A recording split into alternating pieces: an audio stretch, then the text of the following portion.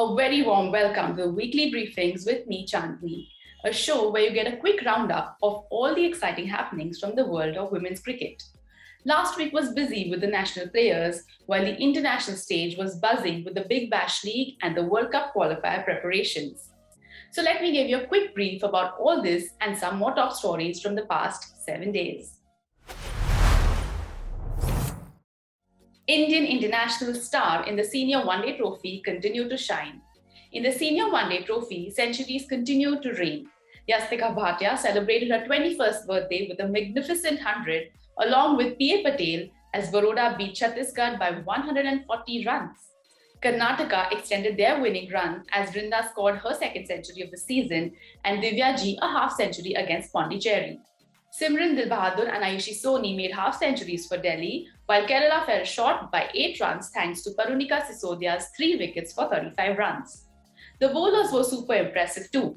MP's Pooja Vastrkar had bowling figures like 2 for 7, Vidarbha's Reena Paul 3 for 8, and Karnataka's Rameshwari Gaikwad 3 for 16, while others were on the same page. You can get more detailed scores on our website if you wish to. And seeing the way things are going, India is going to have a competitive pool for selectors in the near future. Harmanpreet Kaur and Jemimah Rodrigues shine for the Melbourne Renegades. Jemimah Rodrigues scored her second Women's Big Bash League half century off just 28 balls for her team, justifying all the buzz around her. The opening pair, Rodrigues and Jones, took full advantage of the lightning quick outfield, and they produced Renegades' most productive power play of the season. 59 runs of the first 6 overs, including 10 boundaries. Harmanpreet too continued her heroic performances, 65 runs in one match and 3 wickets in another. The Melbourne Renegades are topping the table at the moment, and with brilliant innings by the Indian girls, this sort of ought to happen. India B win the Under-19 One-Day Challenger Trophy.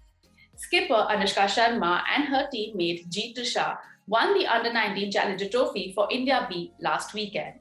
The match was played at the RCA ground in Jaipur, and India D opted to bat first, but they never really got a strong hold on the innings. By the 15th over, they had scored just 23 runs and lost 5 wickets. India B, on the other hand, played a steady innings. Both the openers, Trisha and Anushka, brought up the 100 in the 32nd over and saw their team home. All in all, India B were the better team and deserved the win. PNG forced to withdraw from the ODI World Cup qualifiers. The dark clouds of COVID-19 are still hovering over us. This time, Papua New Guinea faced the brunt. Just before the World Cup qualifiers in Zimbabwe, several players tested positive, which forced the management to pull out of the tournament altogether. Everyone in the team is fully vaccinated, but in general, COVID cases in the country are on a rise, which is why the players and the staff were quarantined for 7 days.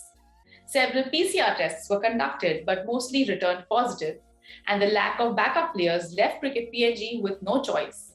It's unfortunate that COVID has robbed the players from so many months of hard work and this lovely opportunity. Georgia Wareham ruled out of the Ashes, the World Cup and the Commonwealth. A couple of weeks back, I had informed you all about Australia's Georgia Wareham's tragic injury during the Women's Big Bash League. Just to refresh your memory, the 22-year-old ruptured her ACL during a game between the Melbourne Renegades and the Adelaide Strikers. She had injured the same knee as a teenager and required a synthetic ligament reconstruction on it. Cricket Australia's medical staff have confirmed that Wareham will now require 2 rounds of surgery to repair the knee. Last week, she had a previous graft surgically removed. She will now have to wait for it to heal before undergoing a full reconstruction early next year. This and the recovery time of such an intense procedure means Georgia will miss out on the Ashes, the World Cup and the Commonwealth Games. In her absence, leg spinners like Amanda Jade Wellington and Alana King, both of whom have been splendid over the last couple of years, have come into the radar. Ireland skipper Laura Delny won the ICC Player of the Month over her teammate Gabby Lewis and Zimbabwe skipper Marianne Musonda for October 2021. Laura led Ireland to a 3-1 win in the ODI series against host Zimbabwe during this month. The 28-year-old played her career best knock when she scored 88 during the first ODI and 35 and 68 from the remaining 2 innings. All this at an impressive strike rate of 108.62. She also took 4 wickets at an average of 27 with her medium pace. All this impressed the board and won her the Player of the Month tag. England's Susie Rowe announces her retirement from all forms of cricket. Former England and South East Stars batter Susie Rowe announced her retirement from all forms of cricket on November 2nd. She was a part of the squad that won the Women's County Championship title 5 times and contributed in Kent's 2 national Women's T20 championships in 2011 and 2012. Rose stepped away from cricket in 2015 to pursue her career in hockey and rejoined the system in 2020. In 2021, she received her county cap from Kent in recognition for all the achievements for her county. Cricket and hockey, Susie is quite an inspiration for all the youngsters out there. Bangladesh and Thailand announced their squads for the World Cup qualifiers. Bangladesh have announced its 16-member World Cup qualifier squad. The team will be led by wicketkeeper batter Nigar Sultana, who will take over from Rumana Ahmed.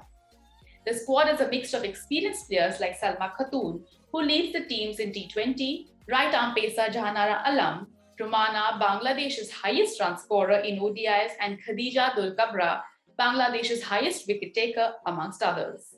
Thailand too have announced its 15-member squad that will take part with the hope to play their first ever World Cup in New Zealand in 2022. Narumal Chaiwai will lead the side.